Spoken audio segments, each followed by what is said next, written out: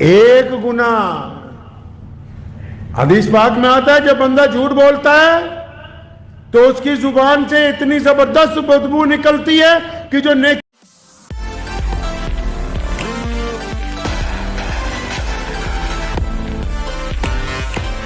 کے مطابق ہم اپنے ایمان کی اس کیٹیگری سے نیچے گر گئے جو رسول اللہ نے عطا کی ہے. دھوکہ نہیں دے سکتا, بے ایمانی نہیں کر سکتا. اپنی چھاتی پہ ہاتھ رکھ کے اس بات کا فیصلہ خود کر لیجئے کہ ایمان کے ترازو میں ہم کہاں کھڑے ہیں. کیا ہم واقعی مسلمان ہیں یا رسول اللہ کے حکم کے مطابق ہم اپنے ایمان کی اس کیٹیگری سے نیچے گر گئے جو رسول اللہ نے عطا کی ہے. خود طے کر لیجئے کہ ہم کہاں پر کھڑے ہیں. ایمان والا بھی ہو اور کسی کے ساتھ بے ایمانی کر دے. پیارے نبی صلی اللہ علیہ وسلم کے دور میں جب ابھی نبی علیہ السلام نے اعلان کیا تھا نبوت کا اور بہت سارے لوگ ایمان نہیں لائے تھے, حضرت ابو سفیان بعد میں مسلمان ہوئے رضی اللہ تعالیٰ, مکے کے گورنر ہیں, سفر پر گئے کاروبار کے لیے. بادشاہ نے بلا لیا, نجاشی نے بادشاہ نے بلایا. بادشاہ پوچھنا چاہتا تھا کہ اچھا یہ اس شہر سے آئے ہیں جس شہر میں ایک نبی کا ظہور ہوا ہے, جہاں سے یہ بات دنیا کے سامنے آ رہی کہ آؤ ایک خدا کی عبادت کریں, جہاں سے دنیا کو یہ بتایا جا رہا ہے کہ آؤ رسول اللہ کی بات مان لو, جہاں سے دنیا کو یہ پیغام دیا جا رہا ہے کہ اب گورا کالا امیر غریب سب ایک برابر ہو گئے. پوری دنیا میں اس وقت کھلبلی مچی ہوئی تھی کہ ایسے نبی آ گئے جو اب تو لوگوں میں برابری کی بات کرتے ہیں, جو بیٹی کو عزت دینے کی بات کرتے ہیں, جو ایک خدا کی طرف بلاتے ہیں. تو اس بادشاہ نے حضرت ابو سفیان جو کاروبار کے لیے وہاں گئے تھے ان کو بلوایا کہ وہ مکے کے جو سردار آئے ہوئے ہیں بلاؤ. جب بلایا تو اس نے پوچھا کہ مکے سے آئے ہو؟ جی ہاں مکے سے آئے ہو. کہتا ان کو جانتے ہو جن کا نام محمد ہے؟ کہ یہ صلی اللہ علیہ وسلم. تو انہوں نے کہا ہاں جی ہمارے تو رشتہ دار ہیں. تو اچھا تمہارے رشتہ دار بھی ہیں؟ کہ ہاں جی میرے رشتہ دار بھی ہیں, میں تو اچھی طرح جانتا ہوں اور ان کا مخالف بھی ہوں. سنو, آج سے 1500 سال پہلے جب ایک غیر مسلم بادشاہ کے سامنے ایک ایسا شخص کھڑا ہے جو ابھی ایمان نہیں لایا اور رسول اللہ صلی اللہ علیہ وسلم کی مخالفت کرتا ہے, جب بادشاہ نے پوچھا کہنے لگا اچھا تو بہت ساری باتیں بتاتا ہے کہ انہوں نے یہ کہہ دیا, انہوں نے وہ کہہ دیا, انہوں نے تمہارے خداؤں کے متعلق یا تمہارے دین کے متعلق اس کو کہا کہ اس کو چھوڑ کے نئے دین کے اوپر آ جاؤ. کہہ لگا یہ ساری باتیں تو میں تمہاری مانوں یا نہ مانوں, تو مجھے اتنی بات بتا کہ جس نبی کی تو بات کرتا ہے کیا وہ محمد الرسول اللہ. سنو مسلمانوں, حضرت ابو سفیان رضی اللہ تعالیٰ عنہ کا ایمان قبول کرنے سے پہلے کا فکرہ فرماتے کہ میں نے اپنے دل کو پوچھا, اپنے آپ کو پوچھا کہ ابو سفیان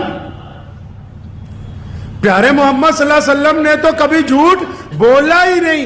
اگر میں قصداً جھوٹ بھی اس بادشاہ کو کہہ دوں کہ میں ان کا مخالف ہوں کہ نعوذ باللہ انہوں نے جھوٹ بولا ہے تو دنیا میرے پہ اعتبار نہیں کرے گی, مکے کے لوگ اعتبار کریں گے نہیں. گرچہ وہ رسول اللہ کے دشمن ہو لیکن اکیلا اس بات کا شاہد ہے, اس بات کا گواہ ہے کہ 40 سالہ زندگی میں پیارے نبی صلی اللہ علیہ وسلم نے کبھی کسی کے ساتھ کوئی جھوٹ نہیں بولا, کسی کو کبھی دھوکہ نہیں دیا, کسی کے ساتھ کبھی کوئی بے ایمانی نہیں ہوئی. اس بات کو سمجھ لیجئے کہ نبی علیہ السلام کے پاس ایک شخص آیا کہ میں مسلمان تو ہو جاؤں گا لیکن 3 گناہ بڑے کرتا ہوں. کون کون سے گناہ کرتے ہو بھائی؟ کہنے لگا جی میں شراب پیتا ہوں. پتہ لگا اس دین میں آئیں گے شراب چھوڑنی پڑے گی. میں زنا کرتا ہوں. پتہ لگا اس دین میں آئیں گے زنا چھوڑنا پڑے گا. میں جھوٹ بولتا ہوں. پتہ لگا اس دین میں آؤں گا تو گناہ چھوڑنا پڑے گا. میں چوری کرتا ہوں. پتہ لگا اس دین میں آؤں گا تو چوری کرنی چھوڑنی پڑے گی. اب میں ایک وقت میں تو 4 گناہ نہیں نہ چھوڑ سکتا, میں ایک وقت میں تو ساری برائیوں کو نہیں چھوڑ سکتا. آپ بتائیں کس برائی کو چھوڑ دوں؟ تو دیکھیں نبی علیہ السلام کا کیمیائی علاج. نبی علیہ السلام حکیم ہیں, پوری کائنات حد کے نبی علیہ السلام نے تمام گناہوں کا ذکر بعد میں کیا، فرمایا آجا وعدہ کر لے کہ آج کے بعد تو کبھی جھوٹ نہیں بولے گا،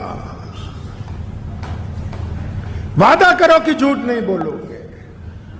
وعدہ کر گیا کہ جھوٹ نہیں بولوں گا، وعدہ کر کے نکلا، چوری کا موقع آیا، چوری کرنے لگا تو دل میں خیال آیا کہ کل کو اگر دربار رسالت صلی اللہ علیہ وسلم میں پوچھا گیا چوری کی تھی کہ نہیں کی تھی، ہاتھ پیچھے کرتا ہے، کہتا نہیں میں لوگوں کے سامنے کیسے اقرار کروں گا، میں نے تو جھوٹ نہ بولنے کا وعدہ کر لیا ہے، اگر سچ بولتا ہوں تو میری عزت جاتی ہے۔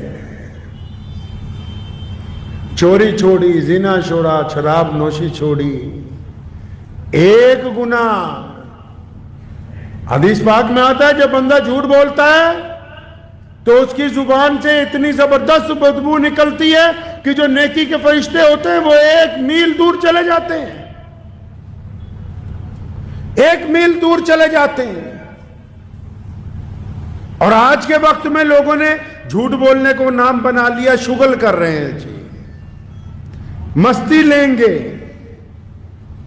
ویسے ہی دوسروں سے کھیل رہے ہیں۔ یہ جھوٹ کے نئے نئے نام رکھے ہم نے معاشرے کے اندر، اور یہ جو جھوٹ بولنے والی مشین ہم کو مل گئی جس کا نام موبائل ہے، تو قصدن لوگ جھوٹ بول رہے ہیں۔ اللہ کے بندے، جھوٹ کی وجہ سے نماز خراب ہو رہی ہے، جھوٹ کی وجہ سے دل مجروح ہو رہا ہے، جھوٹ کی وجہ سے دل میں بے چینی آ رہی ہے، جھوٹ کی وجہ سے کاروبار برباد ہو رہا ہے، جھوٹ کی وجہ سے رشتوں میں تلخی پیدا ہو رہی ہے، جھوٹ کی وجہ سے بے برکتی ہو رہی ہے۔ آپ کیا سمجھ رہے ہیں کہ یہ کوئی گناہ ہی نہیں جو آپ کر رہے ہیں؟ اس گناہ کی بدبختی آپ کے جسم پر پڑ رہی ہے، آپ کی روح زخمی ہو رہی ہے۔ قصدن کسی کا فون آئے گا، ہاں جی کہاں ہو؟ اگر چوراہے پہ بھی کھڑا ہے تو کہے گا جی میں تو گھنٹہ گھر پہ کھڑا ہوں۔ قصدن جس جھوٹ کی ضرورت بھی نہیں۔ ماں باپ پوچھ لیں، ہاں بیٹا راستے میں آ رہے ہو، کہاں پہنچے؟ اگر دہلی سے آ رہا ہے، لدھیانہ پہنچنے والا ہے تو کہے گا نہیں جی میں تو ابھی امبالہ ہی ہوں۔ جس جھوٹ کی ضرورت ہی نہیں ہم وہ بھی بول رہے ہیں۔ عورتیں مردوں سے جھوٹ بول رہی ہیں، اپنے مرد اپنی بیویوں سے جھوٹ بول رہے ہیں، اولاد اپنے ماں باپ سے جھوٹ بول رہی ہے، کاروباری قسمیں لے لے کے جھوٹ بول رہے ہیں کہ خدا کی قسم یہ تو تمہیں ہی سستا دے رہے ہیں ورنہ یہ تو اتنے کا ہے ہی نہیں۔ حلال چیز کو حرام کر کے کھا رہے ہیں۔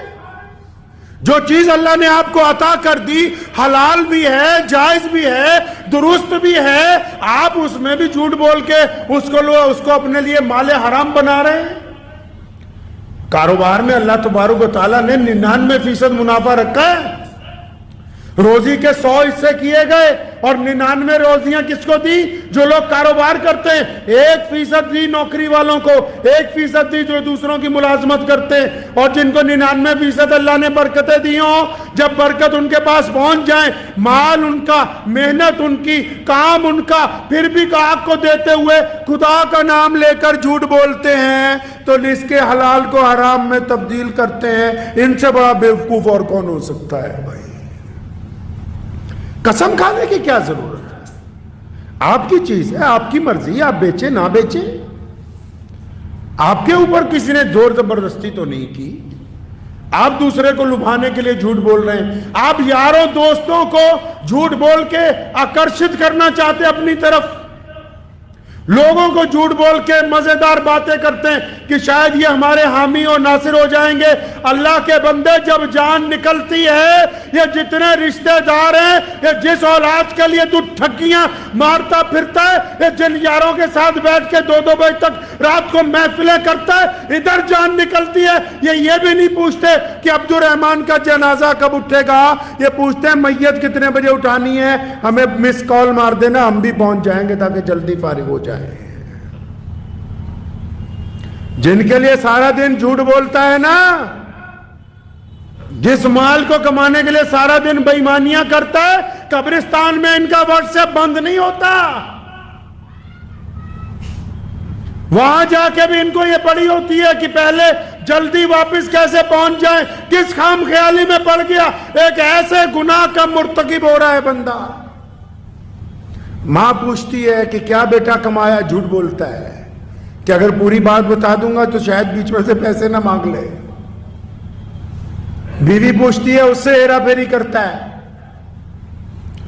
यारों के साथ आंख बचा बचा के बेईमानियां करता है, ठगियां मारता है।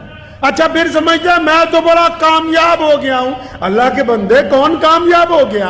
कामयाब तो सिर्फ वो हो सकता था जिसको मौत आ ही नहीं सकती। पंजाबी का एक बहुत शेर है ना, बहुत मशहूर, कि दुश्मन मरे तो खुशी ना करिए, दुश्मन मरे तो खुशी ना करिए, सजना भी मर जाना। कहता तू तो ऐसी बात पे खुश हो रहा है जो तेरे साथ होने वाली ही नहीं। जैसे ये जिस बात पर तू खुश हो रहा है, ये तेरे साथ भी ये वाकया पेश आने वाला है, यह हादसा तुम्हारे घर में भी होने वाला है कि तुम तो खुश हो रहे हो, अच्छा मेरा दुश्मन मर गया, उसका जनाजा उठ गया। अरे ये कोई जनाजा ऐसी चीज है जो सिर्फ दूसरों के घर में उठता है कि तुम्हारे घर से कभी कोई जनाजा ही नहीं उठता है? 24 घंटे फिर बंदा इस हद तक पीछे आ गए हैं, माशरे में जितने लोग हैं, चाहे वो किसी भी मजहब से ताल्लुक रखते हो, हम इस हद तक नीचे आ गए कि अपने आप से ही झूठ बोलते हैं, झूठी तसल्लियां देते हैं अपने आप को।